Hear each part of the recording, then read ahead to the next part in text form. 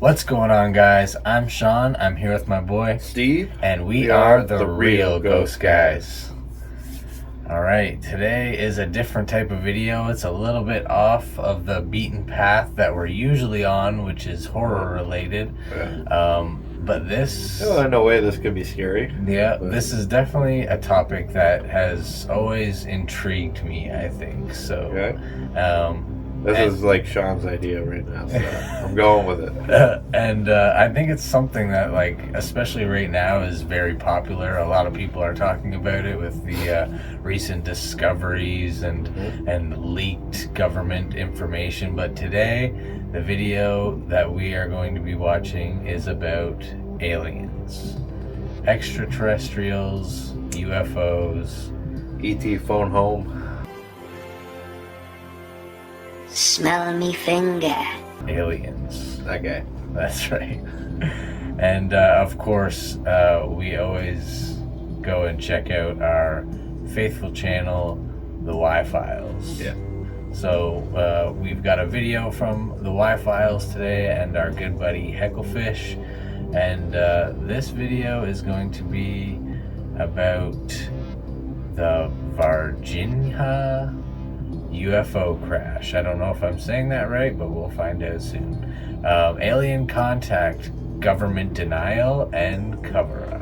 So, Oh yeah. just that title's got me intrigued. For sure. What are your thoughts about aliens? What do you think? Do you think they're real? Do you think they're not real? I'm interested based on your thoughts on paranormal. So. Okay, so here's my, I've said this on this channel before. I hate, reacting and giving, my thoughts on stuff that I really don't know much about. Mm-hmm. And, not that I don't know stuff about aliens. I believe in aliens. And I'm very vast when it comes to, my knowledge, when it comes to space.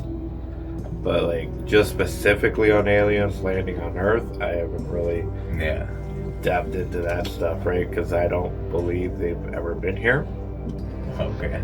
It's one of those things that I think it's been like a debate between people for a long time, sure. Right? It's just, one person will say, well, nothing can survive out there, and somebody else will say, well, this planet has been proven to have water and oxygen or something, you know what I mean? There's always these new things that people are finding out about new planets and Here's a funny story. I don't want to take too much time before we get into this video because Hecklefish is the star of the show. You notice aliens are always naked. I guess that's true. I'm just here to watch. But there was a conversation. There was this guy that was doing a podcast, and he had brought up the first UFO sighting. I think it was. Surprisingly enough, I think it was 2 years before that, the first UFO movie came out. About aliens. Yeah. And they kind of took that subject saying that, he went and saw the movies and then he kind of got in love with it and saw something in the sky that he oh my god, it's an alien. But I don't know. I'm just here to watch and see if I can give a criticism, I guess you could say. I don't know. Maybe I'll be a believer.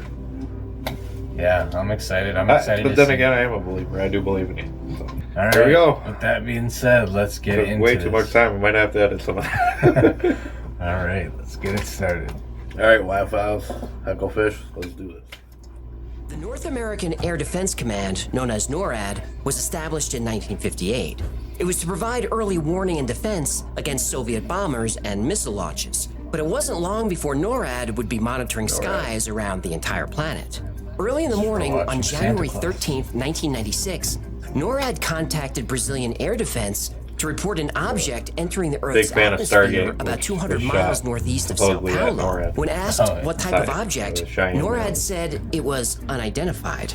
A few minutes later, it crashed somewhere near the town of Varginha. The Brazilian Army and Air Force quickly scrambled to get to the crash site before any civilians did, but they were too late. The craft was seen, and the beings driving the craft were gone. Over the next few days, a series of events would unfold that would change the lives of the people in the area forever. Well, at least the lives of the people who survived.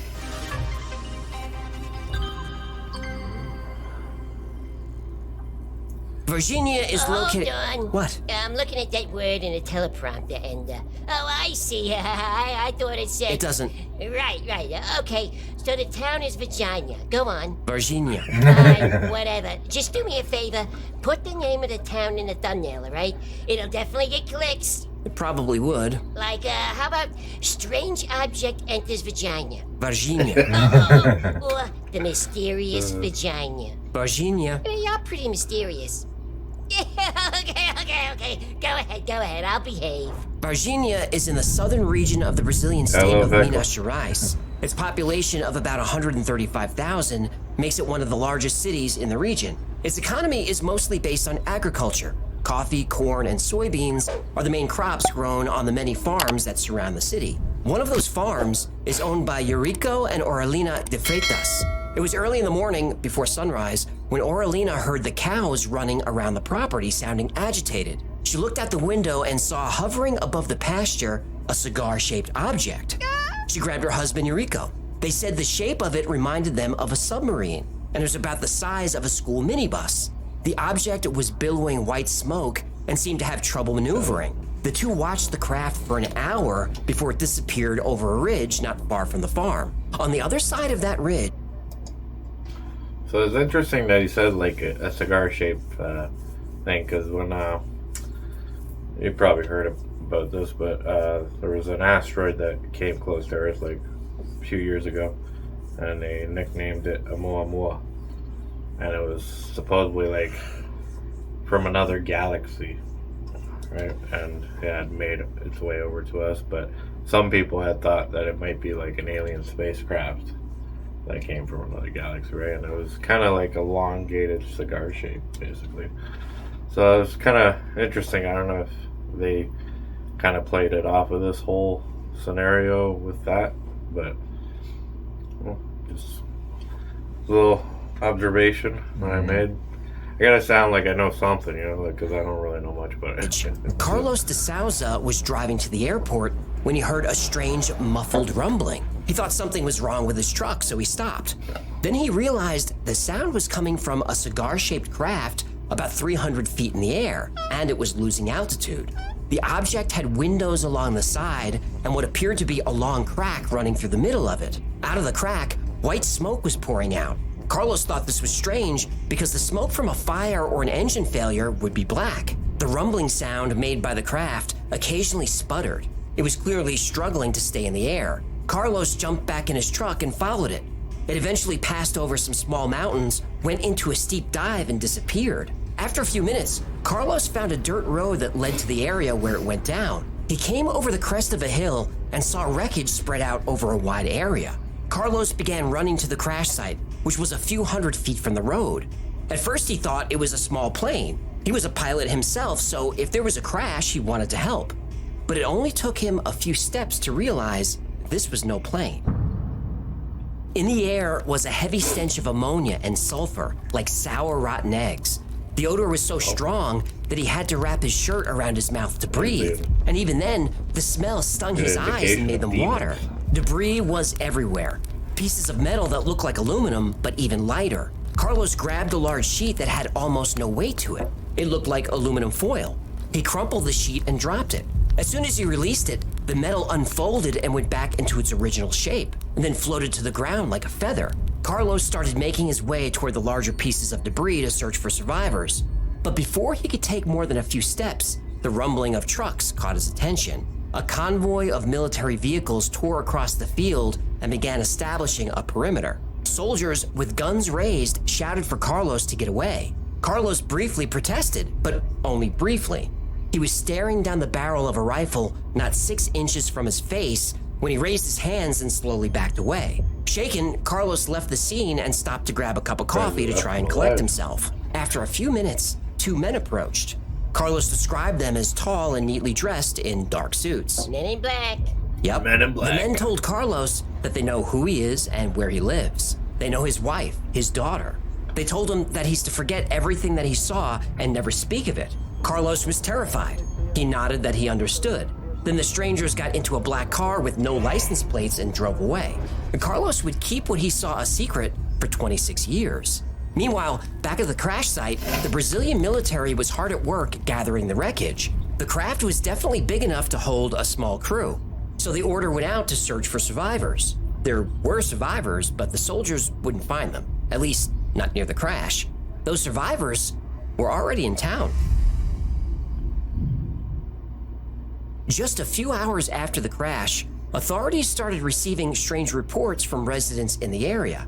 At about 8 a.m., a college student reported seeing a creature with oily dark brown skin crouched in an alleyway near a local park. He said it had very small hands with 3 long fingers.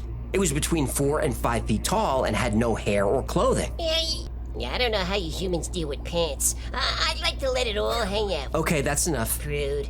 Just a few blocks away, 3 young women, Liliane, Valkyria, and Katya, were on their way to the same park. They took a shortcut through a vacant lot. There, in the tall grass, huddled next to a cinder block wall, was a creature. It was about 4 feet tall and had a large head. On its head were 3 bumps or ridges. It had huge red eyes. Its skin was brown and looked shiny or oily. It had a slim, frail body and no hair and no clothes. Respect.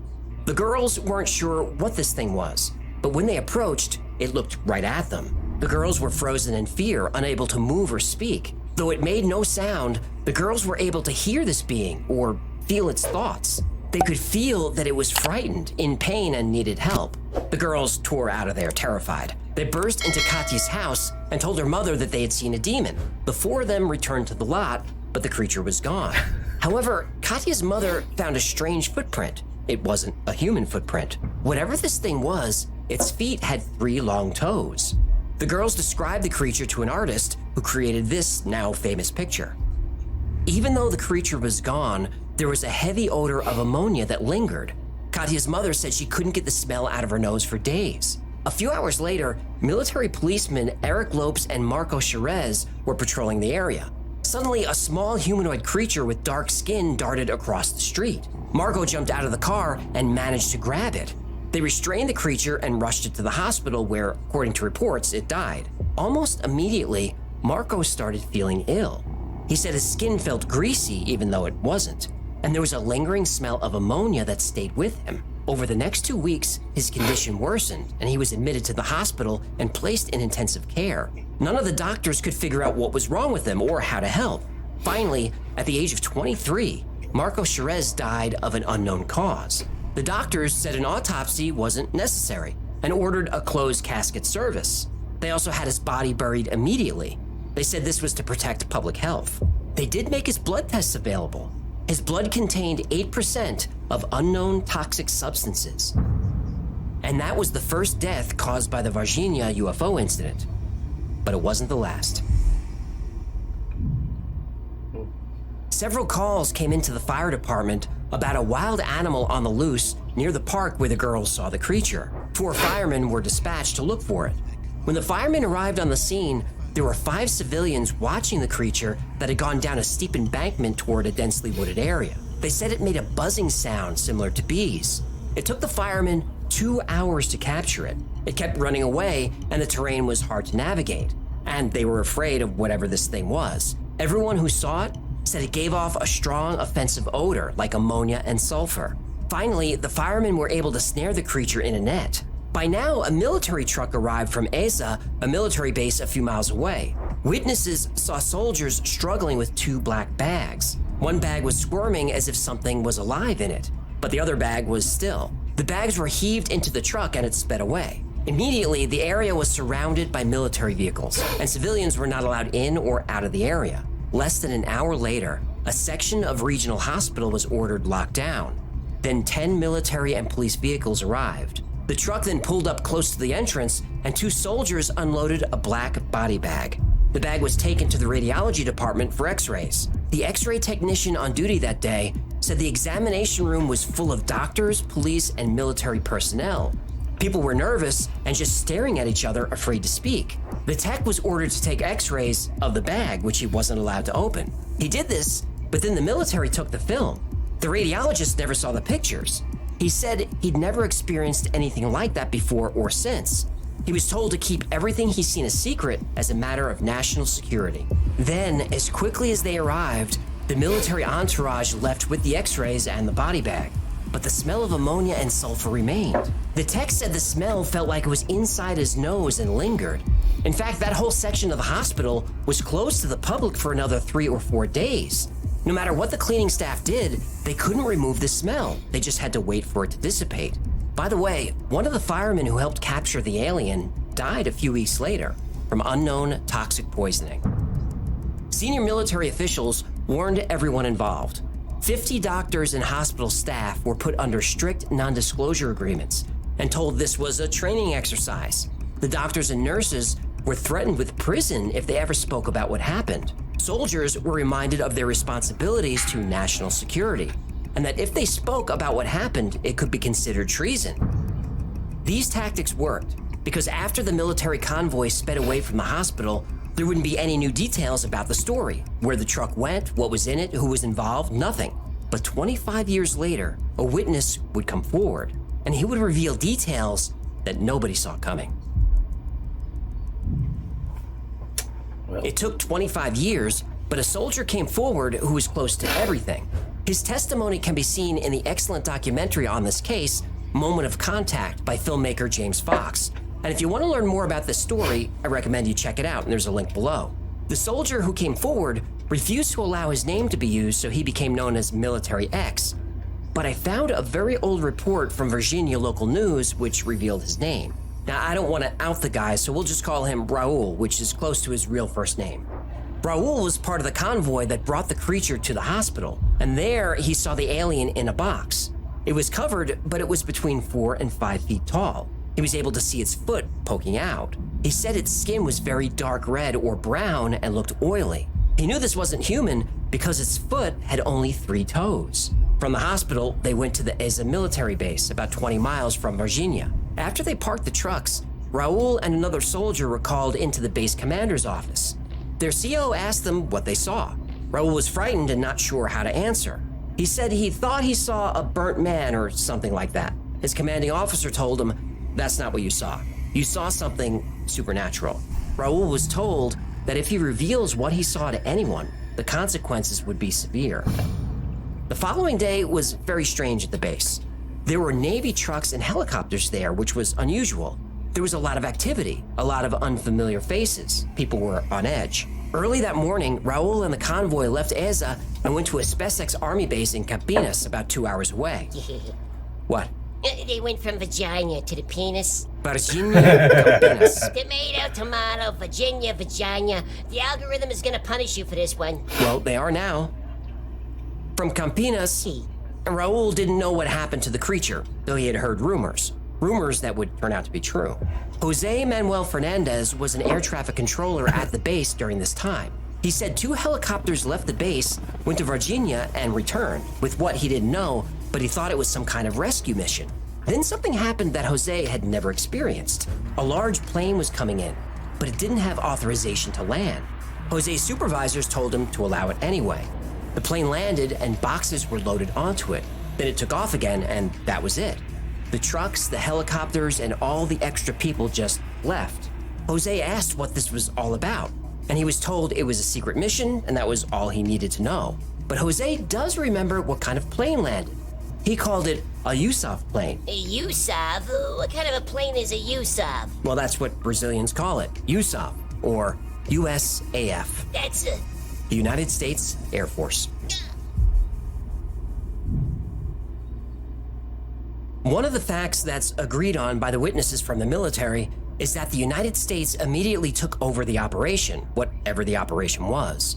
Even though the American plane came and went very quickly, there were a few Americans who stayed behind. A few months after the events, Katya's mother, Donna Luisa, heard a knock on the door.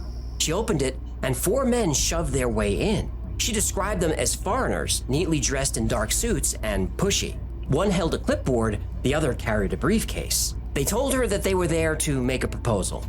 She could take all the money in the briefcase, which was tens of thousands of dollars in cash. In return, she convinces the girls to retract their story and admit they made the whole thing up. Then they leave the country and never speak of these things again. She refused. they insisted that she take the money and be silent. Donna Luisa said the girls did see something out there and she wouldn't have them portrayed as liars. Again, the men insisted.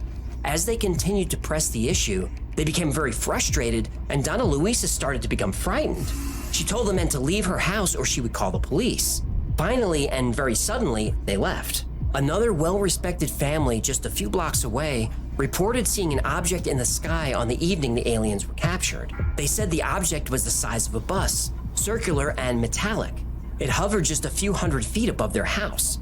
And though it was rotating very quickly, the object was completely silent. They said it was traveling slowly back and forth like it was looking for something. After they made their report, 2 men paid them a visit.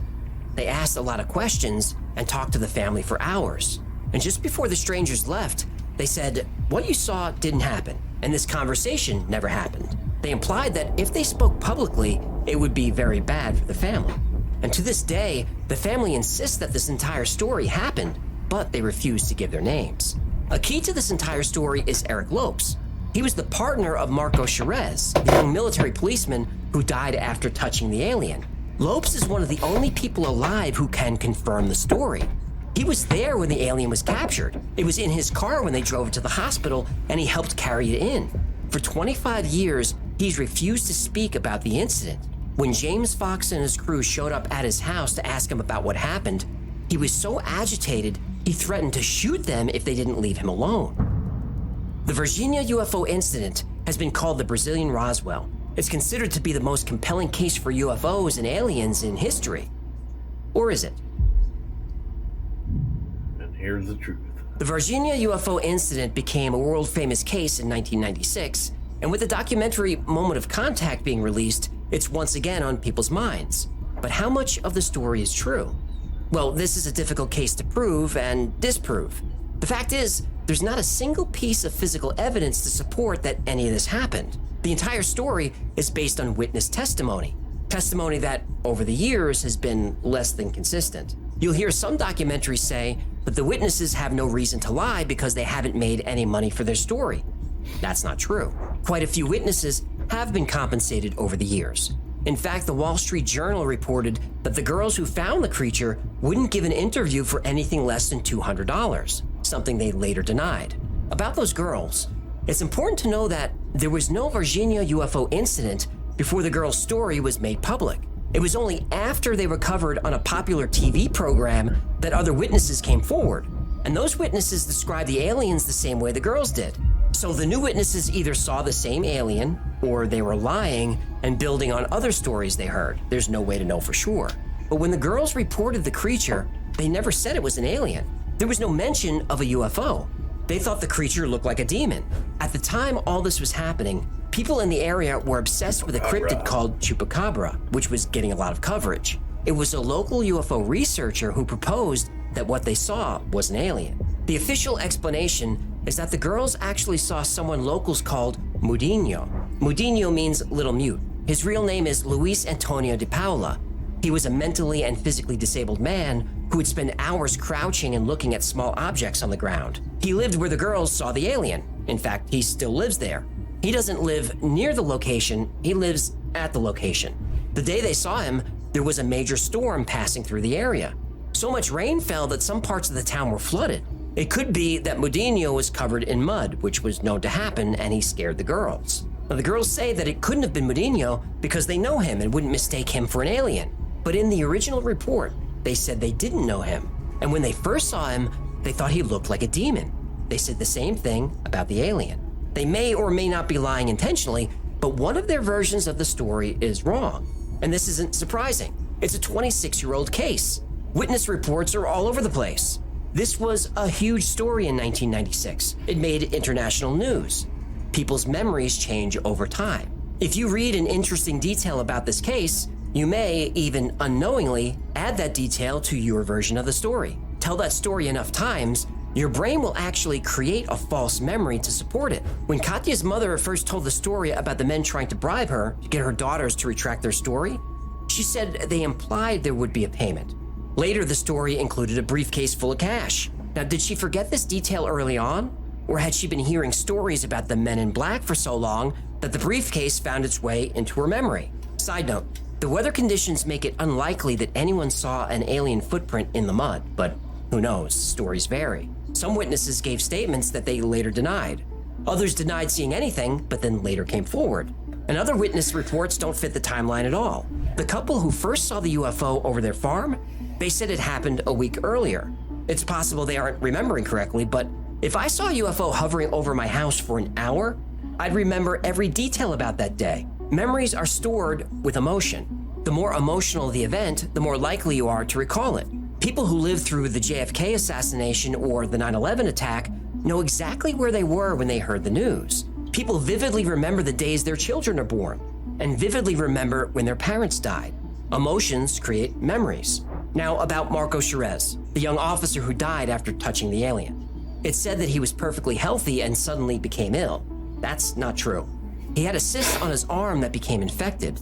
The cyst was documented well before any of this happened. Marco wasn't connected to the UFO story until much later, and his sister was the first person to bring it up. Now, she says it happened and that's that. But her earlier story said it was possible he was involved, though she didn't know for sure. The Brazilian military released a report of these events that was over 1,000 pages long. According to the report, Marco wasn't even working that night. The report also says all the military vehicles in the area were part of a training exercise, as a base was a training base. The military convoys were just vehicles all going in for scheduled maintenance at the same time, which they do. After all, the base is just a few miles away. The hospital wing was closed, but that was because they had to make it sterile enough for new cardiac equipment that was being delivered. By the way, that equipment was delivered in stainless steel boxes by the military. The body bag was a recently exhumed cadaver that was part of a police investigation. What people thought were aliens at the hospital were actually a dwarf couple there to have a baby, and they were helped in by a soldier. Now, some of those facts sound perfectly reasonable to me. Others, like the pregnant dwarf, not so much. But that's part of the story. It's all a cover-up. The military altered the records after the fact. They even gave a very sketchy press conference about this. Da região. Nada temos a esconder. Pelo que eles estavam fazendo no dia do acontecimento? Trabalhando. Prova o exército e prova a nação. Isso tem como ser comprovado? Para quê? A imprensa. Não se quer provar os fatos? Tem que provar. Mas o dia foi. Is General Lima covering up?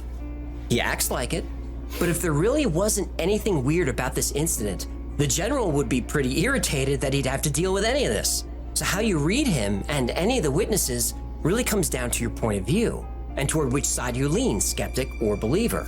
If you watch James Fox's Moment of Contact, some of the witnesses are compelling. In the case of Marco de Souza, the man who found the craft in the field, he's so overcome that he breaks down into tears. Aqui. Aqui.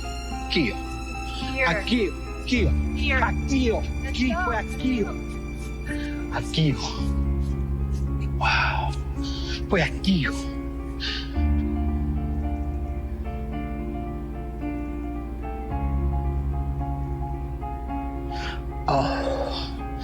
Foi aqui, aqui, ó.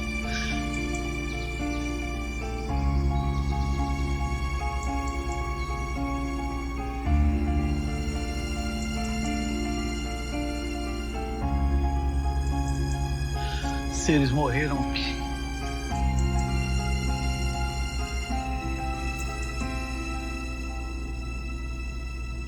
Now, if he's acting, he should leave Brazil and move to Hollywood.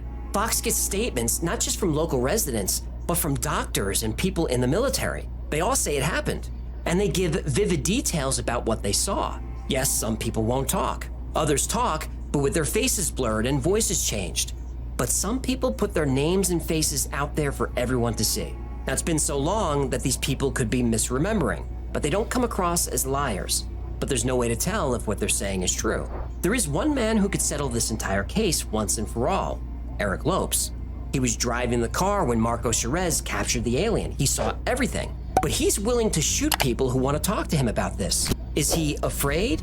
Or is he an old angry man living in poverty who's sick of people bothering him about this? If he came forward to confirm that Marco did capture an alien, then the entire official story unravels, and you could throw away that 1,000-page army report, and you can start rewriting history. Because Eric Lopes is one of the few people on the face of the planet who could confirm 100% without a doubt that aliens are real and they are here. For now, the Brazilian military and government deny everything. And if the Brazilian government is working with the United States on a cover-up, well, they're learning from the best. Well, there you have it. The vagina UFO. Well, what'd you think? It was good. It was a good video. I always like the way that Y-Files structures their videos. Yeah. I always forget that they're gonna try to disprove it or present the facts at the end, because in the beginning I'm always like, yeah man, like, yo, shit, like, awesome. Yeah. And then they bring out all the facts about that there is no physical evidence and it's all based on story and hearsay. But yeah, they always deliver great videos and they always do their research, so I always appreciate Y-Files. But yeah, this one was a good one. It definitely gets me more amped up to listen to some more alien stories, that's for sure. For sure, yeah. I've always been a fan of the Y-Files and Hecklefish. And, yeah, just as you said, like, the way they portray and they do their videos, very well done. As far as the topic goes, what do you think? Was it real? Was it faked? I don't know. I honestly, at this point, it's hard for me to really make a decision. I feel like I want to dive more into the story, like maybe watch that documentary that he's talking about that they put out and see some more facts. I don't know, like, I would have said that I don't believe it, but then at the end where he says, again, there's people that have been interviewed about it that are military, doctors, and all this type of thing that say the same type of stuff, right? So, I don't know, There's also a bunch of people that change the story. yeah, that's true too, but I don't know. I'd say most likely it wasn't, based on that they have an answer for almost everything. But yeah, I don't know. Yeah, as I said, like at the beginning of the video, it's hard for me to give a structural criticism on stuff that I don't know much about. Like, I don't know anything about this topic, like the actual, like, Virginia UFO, but I didn't even hear the story back in '96, to be honest with you. So if I would have to, like, say what I think happened, because, you know, some people will want to know what I think, I would probably say that there was a ship. It might have been some sort of plane that had some kind of accident and maybe lost its wings. Yeah. And did crash where it crashed. And as far as the rest of the stuff goes, like, could I see it being maybe a survivor of the crash that was just bloodied up and dark from, like, the crash site, and obviously the rain and the mud, and maybe they were out of their minds, they didn't know what was going on, like, just thinking, I don't know, like, situation, like, was there any kind of war in the area, was there any kind of, like, it's so hard to, like, specifically say something, but I'm gonna say there was some kind of crash there. I'm gonna say it was probably just a plane, that it might have been a U.S. plane, and that's why the U.S. supposedly came and took the parts. Who knows? But other than that, I got nothing. I really like the topic, though, as I do find this stuff fascinating. Like the fact that they kind of brought the demon thing in there when I was like, oh, sulfur. And Yeah. this guy looks like a demon, black and red eyes. Like, it's Well, it sounds like demon-y, right? So that was kind of cool. But yeah, as far as the topic goes, I enjoyed it. I give this video a solid 7. Hecklefish was a good comedic relief on it. You know, looked like the evidence was presented nicely. Actually, you know what? I'm gonna up it to an 8. Unfortunately, I just don't know much about the topic to really say more about it. But yeah, I enjoyed it. Yeah, personally, I'm thinking a 7 for me on this one. It was a good alien story, presented well. I just think that, especially judging by the amount of alien videos that I think they have on this channel, there's probably a few better ones, in my opinion. Yeah, no, for sure. But I think yeah. for me, it's gonna be like a constant 8. Yeah. And to get to a 9 is gonna have to blow my mind, kind of thing. Yeah. But I like when I look at this video and I'm like, okay, I don't really know much about the story, but this is how he presents it. I don't think there's much he could have done more, other than have like real live interviews with the people. Yeah. That he could have presented there for me. Yeah. You know what I mean? Yeah. But then again, maybe there is something and I don't know about it. But I don't know. I think he did a good job. And as I said, Hecklefish is my hero. So I gotta give it an 8. There you go. You know, 7 from Sean, 8 from me, 15 combined Real Ghost Guys score out of a 20. It's pretty good. Yeah. But yeah, let us know what you guys think. Do you guys know about this story? Do you know any other videos about this story? Maybe something that's maybe a bit more in depth, other than maybe that one documentary that they did. So let us know in the comment section, and let us know if you guys enjoy UFO stories, because it's one topic that we want to bring in this season is UFOs, and a lot of them, I think we're going to be doing a lot of Y-Files on it, because I like the fact that he presents the evidence, and I like the fact that he makes his conclusion. There's not really a lot of channels that do that, I find. Most of them just present what the evidence are, right? So they don't really go above and beyond trying to disprove it, right? They're like, oh yeah, this, and this, and then they won't say anything bad about it. They're like, oh, now we gotta believe we didn't say anything, right?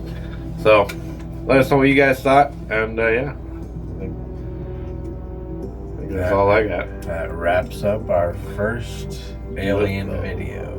Yes. Damn UFOs. We'll find them next. Let me find the ghosts and the demons first, then we'll look for the UFOs. Alright guys, if you guys enjoyed this video, make sure you like, comment, and subscribe to the channel. And just want to say thanks to everybody. Hope you guys enjoyed this first UFO video from the Real Ghost Guys.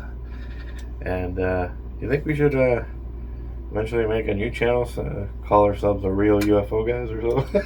Have to see. Might have to see. Takes off. But until next week, guys, I'm your boy Steve. I'm here with my boy Sean, and we are the Real Ghost Guys.